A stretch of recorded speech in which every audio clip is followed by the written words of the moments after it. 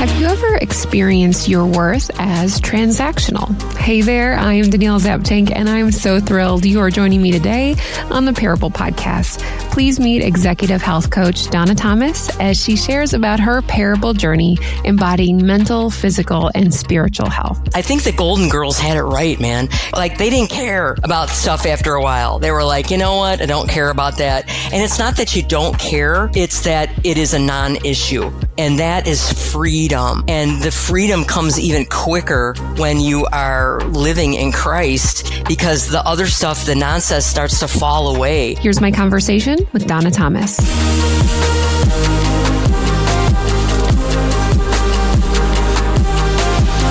I'm excited to introduce you to my friend Donna Thomas. We met probably, I think, within the last year, and I had the pleasure of interviewing Donna on a panel at the Baton Pass event. It was last spring, maybe fall. Yeah. It just all blurs together. But Donna, you were just a wealth of information, honest. Mm-hmm. That's really what I love about you, authentic. And so here we are. Welcome to the podcast. Oh, I'm excited to be here today. Donna, I would love for you to kind of just start off and explain to people where you are in this season of life. What are you passionate about? Oh, that's a great question. What I love is that, first of all, I'm in my 60s, which I don't know if you're younger listening to this, but it's hard to picture what that looks like unless you're like, oh, it looks like my parents or whatever. And I'm here to tell you, probably not. So we get a chance to make and influence how our lives are as we start to mature. And I think that's a huge gift that I didn't get it until I was there. Yeah. So now I get a chance to watch a couple of my grandkids, but I have been in the fitness industry for like 30 years and I still have my hand in it, but in a different way. So I get a chance to what I would call, I'm a project person. I like to go deep into something and then come out of it. So my days look different, but my desire to serve and uplift women, regardless of the season of their life, is really constant. So I just search for ways to do that. Overall, I'm an executive health coach. And I guess the important part of that, I like the leaders, man. I think leaders can tend to hold ourselves to a different standard. And I have found that not to be the case, that is not good counsel. So but a leader could be a parent, a leader, we're leaders of lots of things. I believe our physical, mental, and spiritual health are so intertwined that we just can't parse them out or ignore pieces of them. And I want to stand at the gap at the mouth of the river and shout that all day long. So good. One of the things I like about, I take an aqua class, and any instructor comes, they usually have a playlist attached to it. So songs, when they come on, I know a variety of different genres, different time periods, but each thing, I'm like, there's a certain memory that's attached with them. And so for you, I'd be interested to know if there's a certain song that holds a certain memory for you. Gosh, there's so many. Playlist geek for sure. I identify that with that so much. I remember when I first taught jazzercise, and at the end of that run, I played Donna Summer's Last Dance from back in the day. And it starts out slow and then it winds up, and it was kind of a period piece even back in the 90s. But that was I remember thinking at that point I was done, and I was not done. But I liked the celebration of the end of that era. And whenever I hear it, it brings me right back. Totally. So I hear what you're saying. You're like, oh, I know what this is going to happen during this song or this version. One more thing on that. I had an MRI the other day. Not that that's a great topic, but they said, hey, what kind of playlist do you want to listen to some music? I'm like, you bet. And so they said, what do you want? And I said, how about some 2000s hip hop? I didn't realize what they were going to put on. Yeah. So I spent an entire MRI with 2000s hip hop, Tupac, me and Tupac in the tube. It was awesome. Well, anytime you hear Tupac from now on, you will remember that MRI. That's hilarious. I'm trying to think. I only had one MRI once, but they didn't offer me any music now that I think about it. They just kind of... You should go back. Yes. What a fun time, a schedule just to check. So, Donna, you said you were in your 60s. You look amazing. You have just the coolest style, and I want to be you, okay, when I'm 60. Because I think I've said this on other podcast episodes before, but when I was younger, when I thought of my grandma as a 60-year-old, 60-year-old woman, like we're talking elastic pants, like a cardigan or like a sweater cardigan. And I was just telling some girls the other day, like my grandma came over to watch us during my parents went on a mission trip. And my grandma I swear she just vacuumed the entire time. Like, and I know that's a generational thing. So thank you for just like, you're gorgeous. You're a gorgeous 60-year-old woman. And I think you probably, as we're going to find out, you have a wealth of information that you're going to share with us today. But what would be something in your 60s? What are you holding the tension of? Like, here's something I'm really loving right now in my life, but also this is a challenge. I think that applies to a lot of things. And I think the more aware I become, the more there's tension at each end in lots of situations. And while I love freedom, some of the tension is I find comfort in structure. So trying to find where that is. And I don't know how you feel about this, Danielle, but sometimes our days are pretty structured and you know where you're going to be. And that takes like a whole chunk of brain processes out of it. No decisions to be made. And with that freedom can become some challenges and to be managed. And when people do it well, I look at them and go, I bet it's not without effort. You know, for somebody who you seem like you're not an introvert, are you? Total introvert. You are?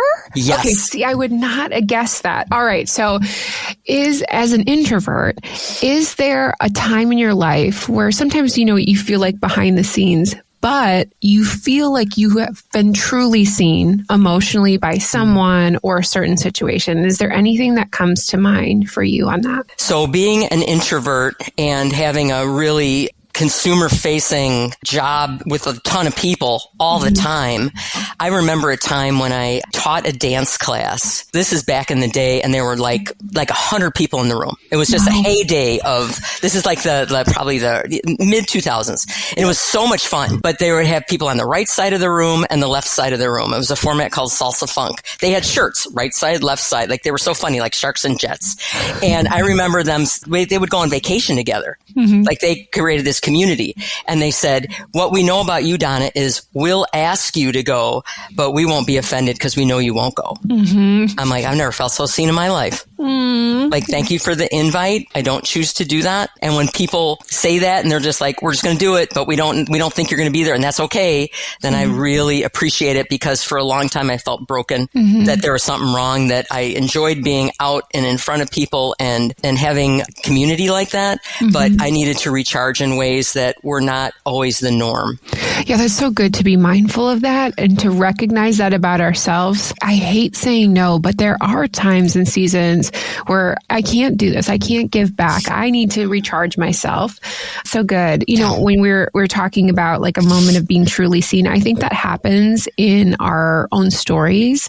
That's what the Parable podcast is all about, is when we can take a second to look at the stories of our life and recognize that God's been walking alongside of us. He's been teaching us a lesson, maybe time and time again, but we really take a second to see, wow, God, you've been with me, and here's what I learned. And so, Donna, today is your opportunity to share one of your parable stories with us. And I am excited to do this. And it's such great reflection that is probably a benefit of growing older too, is that you get a chance to reflect with concern, care, but love, because all these parts of the story make a little bit more sense because there's more data points to look at.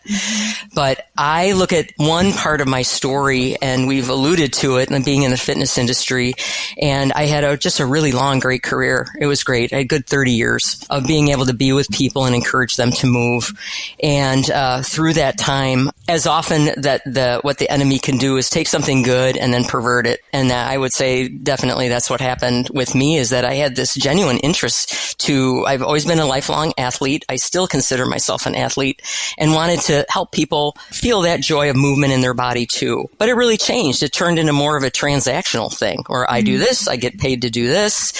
When you are teaching classes or being a trainer, you're doing that when you don't feel like it. It's not like you want to all the time. And so there's a lot of overriding of your feelings in that, thereby creating a disconnect between what am I really thinking and feeling, how am I honoring that? And for me, the chasm just kept getting bigger and bigger.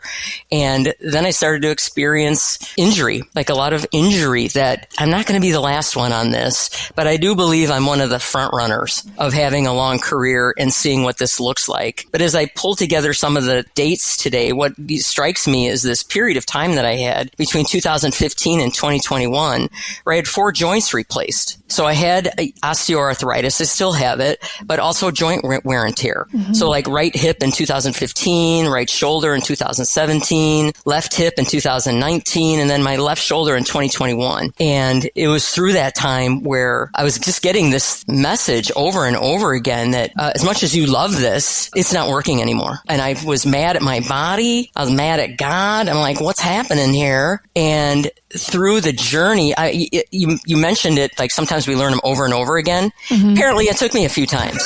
It did.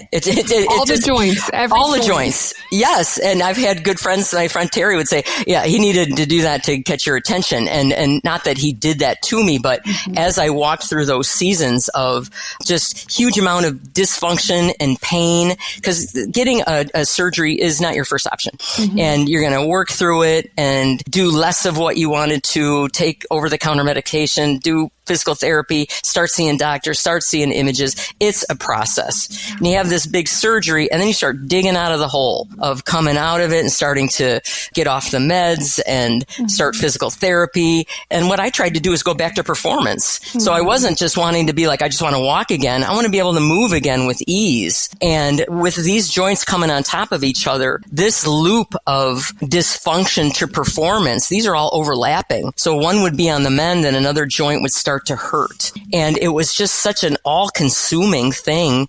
And being in an industry that even in the best ones, there is a ton of comparison and competition. And then you throw in the aging thing. And there was just a lot of messaging that really took a toll mentally, physically, spiritually.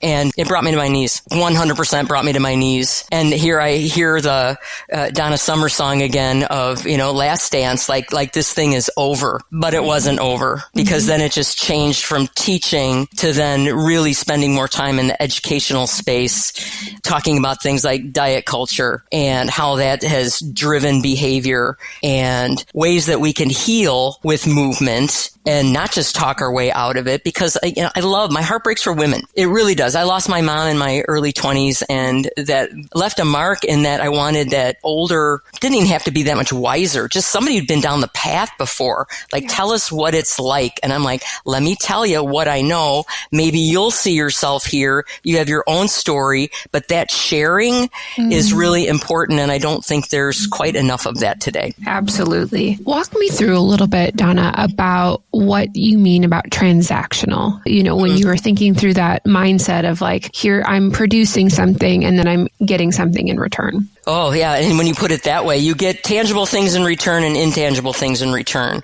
And if you guys, anybody listening, if you go to classes, look at your instructor in this new way. I hope that you can, with kindness and compassion, that when you're good at it, like you're a good teacher, people seem to pick up what you're throwing down, and your numbers, your metrics are big. So a lot of people are attending, that the intangibles you get is this in the moment praise, like you're the one doing it all. Yeah. When that's not really the case. That's not truthful. What it really is that you've spoken to somebody where they found what was in them. But that's really easy to flip that and have that be really an idolatry thing. And then it gets to be too weird. And I always remember thinking, TMZ was not following me around. It's not like this is not true. This was their perception and always to be taken with grace. So that's an intangible thing that becomes addictive. You hear that feedback loop. Thank you so much. I appreciate you're doing such a great, all of that, insidious. Yeah. And then the other part of the transaction is if you teach, you get money. That's how that goes. And then if you're good, then like, I want you to teach here, here, here, here. So there's this disconnection because I'm good. I should keep teaching. When I wish, and I'd like to think it's happening, that people in leadership in the fitness industry now are really looking at, you got enough. I'm going to help you make that decision, because what we know of is that your body needs to be respected as well. And that conversation, if we are unable to monitor that ourselves, which we can refine those chops, but that's the conversation, because these are just bodies that have been given to us. They are subject to wear and tear. It's not about doing more. It's enough is enough. When you said the thing about, the enemy perverting and making things insidious, I'd love to know, where was this on your faith journey? Did you grow up in the faith? Was this something learned over time? And when did you recognize there are other forces that are trying to use the things that I love, the things that I think help me grow as a human, that are holding me back? Yeah, so it did start as a kid, had a rough childhood, but found solace in being able to do flip-flops in the backyard. So I'm not part of the yelling that's in the house if I'm outside and I'm doing gymnastics on uneven ground on the grass, which is not super safe. But it was my place. It was my place to go, and it allowed me some control and some agency with what was happening in the situation with my parents. And then I was a gifted athlete, and I was a gymnast, and I found this way to excel and to find my own voice. And through that way, I believe that was a gift. It's a gift. And, I never won any medals, but, in regular everyday life, this is what a gift could look like, that it can carry me through when I'm 6 years old to today. And it's still a passion, something that feeds me. But like a campfire, I want to get close enough to warm my hands. I don't want to get close enough so that the rubber on my shoes burns. So it's in the dosage of how much. As the joint replacements were coming and my sleep was really turned upside down, like it would be after surgery or a new baby or something, and you're just it's 2:00 in the morning, or menopausal or perimenopausal, and you're waking up. And those are such tender times in the middle of the night. And I just remember really shaking my fist at God, knowing that he had given me this thing. I was like, I'm mad at you. Why is this all happening? Now you gave it to me, and now I'm playing out my hand as I see fit. And it's not working, and I'm getting feedback over and over again that this is not sustainable, nor is it good and right. And he just reminded me in no uncertain terms. He said, precious daughter, you are mine. And I went, okay, here I am, taking it all on me, making all my decisions. And although I had grown up in the faith, it was polite. I had not asked him to come into this part of my life. I had kept it separate. And because I kept it separate, it was vulnerable. And that's where everything went down. I like that you said separate, because I think that helps a lot of people who have walked either in the faith since they were a child, because that's just how they were raised. There is a separateness of Sunday morning of I'm going to check the box, I've gone. And also that word polite that you use. We sometimes are very hesitant to put up our fists, have an angry conversation with God because, I want to be nice about it. It is God. I don't want to hurt his feelings. And the reality is he already understands the true human nature that we already have. It is coming to him with our fully authentic self. If he is our father, to say, here's where I am really struggling. And you said earlier, as much as you love this, these injuries over time, they were connected to your worth, and you were just oh, please, why? So talk to me about how you changed from polite to be God, this really sucks, and let me tell you about it. Yeah. I had been, as an adult, rediscovering my faith. And I do think that is a great place, in that what we learned or didn't learn as a kid can be great foundation. Nothing's ever wasted or lost. And this world is just rough. And it's a dynamic place that keeps changing. And as I am getting messages that this isn't, it's not working. This isn't working. And I am I've tried everything that I could do as the true striver that I am. And when I actually was on my knees and was that's it. I got nothing. Now what? And it wasn't until I hit a rock bottom of sorts and was I got nothing to lose. I can tell him that. It was a risk. It felt like a risk, but it also was huge freedom. Yeah. Huge freedom. And I did feel seen in ways that were small to start, but have burned so brightly that they just haven't run out of fuel. Donna, when you are thinking about those times where you have recognized God has been instrumental, he's got you out of that, you've kind of had this parable lesson, I've noticed with myself, sometimes they repeat themselves, as you can see by just your 4 surgeries. Like sometimes that even though we've learned it, it's still going to come back maybe in a different way. So what would be your encouragement to somebody who's just like, I thought this was over, or maybe it's coming in a different perspective, but just to keep going and to keep letting those things go over time? Well, I think this is the 4 joints and the whole story there is that's what happens when you're not surrounded by community. And when you're isolated, I believe that I was going to stay there longer, but I started to come out of it. And I appreciate having free will and having choice with all this. And I continue to make choices that were not great. And I understand that. But some of it is, I don't know, I have a super hard head, like we all do. But I don't think I would have understood it after the first one. And I don't think these were all like happening to me as punishment. I don't believe that at all. I believe that this is a natural progression. This is what it looks like. But it also created such a foundation for, you got to keep talking to people about what this looks like. Yeah. Because there was such shame. It's like, I am breaking down, and anybody would. And, it wasn't until I looked at 1 Corinthians chapter 6, where it said, don't you see that you can't live however you please, squandering what God paid such a high price for? The physical part of you is not some piece of property belonging to the spiritual part of you. God owns the whole works. So let people see God in and through your body. And that's the Message version. But I was like, yeah.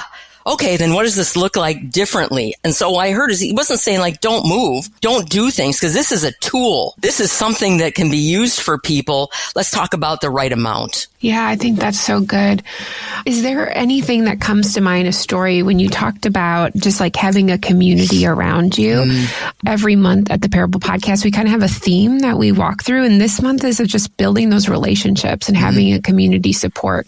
So is there anything that comes to mind? I would say the precursor to a community is dissatisfaction. That was what was really so loud for me, that I was around a bunch of people. I had some great work acquaintances, and you spend a lot of time with people at work, and at some point you develop relationships. And the phrase that kept coming over in my head was, I want to have different conversations. And it kept coming back. It was nothing against the people that I was around. I wanted to have different conversations, which meant, from a practical sense, go get with other people. And that's what I did. So even at church, striking up a conversation, not with somebody that seems like we have something in common, like I love, and we got nothing in common. Help me learn about your world. Because I don't know. And I might have had some tunnel vision here. So my natural curiosity knew that this wasn't it. And so it forced me. I actually left a 20-year career with stock on the table. It was enough to be like, get out. And that was the only way that I felt like that was how it was going to go. Like it was clear as a bell. You talked earlier about sometimes as an executive health coach, you are including not only your physical, your mental, your spiritual, all these things. And that word for me is embodiment. How do we embody God into all facets of our life?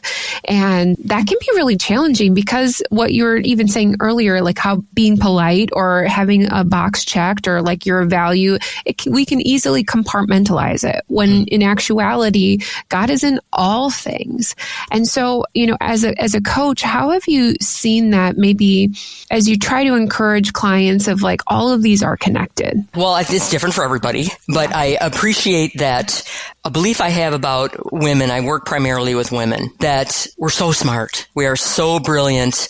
And yet sometimes we try to talk our way out of things. Like we try to problem solve intellectually way more than a combination of doing, thinking, feeling. So my default gear was just thinking about it and trying to do that. So I tend to see that faster, and I want to call in the other elements to help ease the load of all just the intellectual trying to figure it out. I also believe that regardless of what kind of ableism you have, that there's movement that can happen that helps us use our resources that we've been already given. We know that when we move, and it could be a lower level, it could be higher intensity, but we get brain chemicals that wash over, and we get ways to cope with life that is significantly different than if we're just seated and try to think through it. So if there's any dissatisfaction or challenges, it's like, we need to get moving. Let's get moving first. We'll look at how you're fueling your body and how you're sleeping, but we're going to start pulling it all together. But moving moving is essential and not in huge doses. We know now that 15 minutes of something works really well. What do you like to use your 15 minutes on? Some days it's rest. More often, I took up powerlifting in the last couple of years, which has been not maybe I didn't know how to do it. So like, you see that like people like, and they throw the big weights up. Mine are not that big of a weight, but it's a really interesting combination of technique and mindfulness. Cause when you're exercising and moving, you have a hard time thinking of anything in the future or the past. You're right there. And that to me is a gift, that gift of presence also then keeps me connected to God. And then I learned to do like a little tiny prayer before I'd go into this powerlifting because I was afraid. I was like, this is like really intense. And I'm kind of worried about it. And I'd be like, okay, Father God, help me out here. Would you? Like, I'm going in here. Let me use this body that you've given me in a way that honors you. And also, take away some of this fear as I'm moving and I'm honoring this the best I can. However I stumble in my way, I want to connect before I do something that enters in using my physicality in ways that scare me. Because sometimes people say like things scare me because I don't know how to do it. Cool. All the more reason to do them then. I love that idea of the 15 minutes. On Fridays, I like to go to the dance class at the gym. Yeah. It's the most fun. And she always says at the end, like, this is so good for you. But you're right. I can multitask very well, but I cannot multitask if I'm trying to like watch her and do a dance move, maybe have a little sass in there as well. Yeah. But you're right. You have to be actually present. And maybe that's why I like it so much. Here we go. All right. I would love to pivot a teeny bit in talking about diet culture because as a mom, I have a 15-year-old daughter, and even as a son, he is almost 12 and he is very aware of his body. He really wants a six pack. He's close and he's darn close. He wants to take creatine, which we're like, I don't think that's a good idea right now. But I have been very cognizant of never talking about my body in a way that is negative.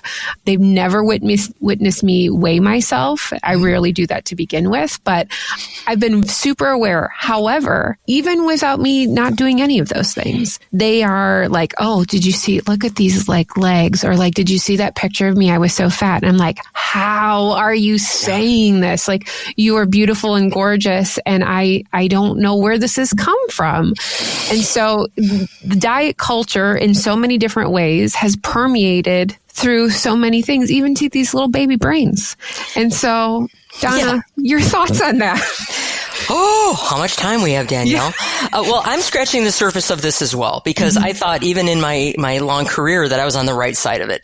I really did, because I could see the obvious ones, just like, we're going to get ready for summer, like the message, yes, you fat pig, now you're going to slim down to be able to put a bathing suit on. A bikini body is any body that has a bikini on it, so there was a lot of messaging that way. And I remember thinking like, that's nuts. So I felt like I was standing in the front, holding my arms out, like to protect people. And yet I wasn't immune to it, nor my kids. I have 3 kids, 2 daughters. And when we talk about diet culture, which is, again, we're putting value on a certain body type, a shape, that means health, when actually it's just an appearance. Like, it's really like some foods are bad, some foods are good. You work out only to burn calories. Like, all of these messages are just slipping in under the doorway and all the way around in all the images of social media, which is a big one. Hey, anything in pop culture, anything like on TV. So like how we consume, that's part of it. And that is one of those messaging systems that I believe, I'll call it lurking. It lurks in the back of our brain, where it's kind of just low key driving behavior and attitudes. And when somebody finally says something about it, we're already a critical mass. Yeah. So there's groundwork that's been laid for a long time. And even when the pendulum starts to swing the other way, where we're going to like shine a light on it, and you start to see, oh, I've been thinking this way. This is where it has been. This is what kids are talking about. This is the way that the sizes are in shops. I'm not even saying that's a horrible. I mean, you have to have a way to do it, but there's a way to do that too. So I don't have the answer to it. My goal right now is to just have the conversations so people don't feel, again, this kind of low key, kind of bad, like I'm always on a diet. Yeah. No, these are bodies to be celebrated, and those beliefs are false. Yeah. And they've been perpetuated because it's a great marketing tool, and it's not female versus male. It's everybody. And when we can, I'm going to say in the next 5 years, we're going to have a way better handle on it, where you're like, yeah, that's crazy. When you're like, that's not true.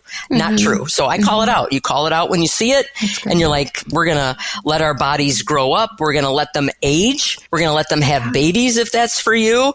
And all of these miracles, it's not about one size matters more than another, because that is not God honoring at all. Yeah. It just doesn't work. Yeah. I think even too, trying to harness and understand like what you're talking about, identity and worth. Like when we understand our identity and worth in Christ, when we are centered on that, everything else kind of clicks into place. Now, we're human, so that's going to, come back into different things. But I think whatever your struggle area is, it doesn't become about size and justification, or did I eat X amount of calories today? It is, how do I honor God in the identity that He has created me to be in, and loving Him well? This is so good, Donna. This is going to make me think for a little bit. Is there any other last thoughts, anything that we didn't touch on before we wrap today? I want to tell you that it's been my experience that aging, even the word has a sting bite to it, is, they're like, it's a gift. It really is, because I think the Golden Girls had it right, man. Because they didn't care about stuff after a while. They were like, you know what? I don't care about that. And it's not that you don't care. It's that it is a non-issue. And that is freedom. And the freedom comes even quicker when you are living in Christ, because the other stuff, the nonsense, starts to fall away. And it is to be looked forward to. I am enjoying it, even some of the challenges, but I'm like, my best work is still ahead of me. Yeah. My best way of being in the world, the ways that I can extend a helping hand to other women, I haven't done it yet. And I understand that. And I'm not striving to get it. I just know that I have been given time to use it for a purpose, and I'm excited to do that. Well, Donna, if people wanted to connect with you, what is the best avenues to do that? Actually, social media is probably easiest for me, on Instagram and Facebook, if you're still on that. I appreciate a good message, and am excited about, if we ever do this again in a couple of years, that the conversations have changed. Yeah. Oh, that's so good. That's a great idea, Donna. We should circle back on some of these conversations. So good. Donna Thomas, thank you so much for being a part of the Parable Podcast. Thank you. Gosh, that was such a good conversation with Donna today. It really made me think about that transactional approach that we can have with ourselves. Maybe it's also with our worth and the culture around us. If you know that there is a friend that would really benefit from this episode, would you do me a favor? Would you encourage them by maybe sending them the show link, or just even texting them a quote, or letting them know about the Parable Podcast? To connect with Donna, simply visit DanielleZapchenk.com for details. And here are 2 reflection questions from our time together today. Number 1, are there any areas in your life that have become transactional? And so you could think about that. Maybe it is about your body, but it could also be about your faith. It could be with another person. It could be in a friendship. It could be in your work-life balance. There are so many ways that we have maybe thought of ourselves as transactional, and we didn't even realize it. Number 2, what is a 15-minute opportunity that you can explore this week to become more present? Donna talked about powerlifting, but maybe that is an art, a creative form for you. Maybe it is making breakfast because you don't normally eat breakfast, and it's just that 15 minutes of the day. There's so many different opportunities, so just pick one. This episode was edited by my husband, Eric Zapchenk, and we hope you were encouraged to think about your own parable story. Remember, your parable, it showcases how Jesus was the only person that ever had to make a transaction as he went to the cross for you. We'll see you back again next week on the Parable Podcast.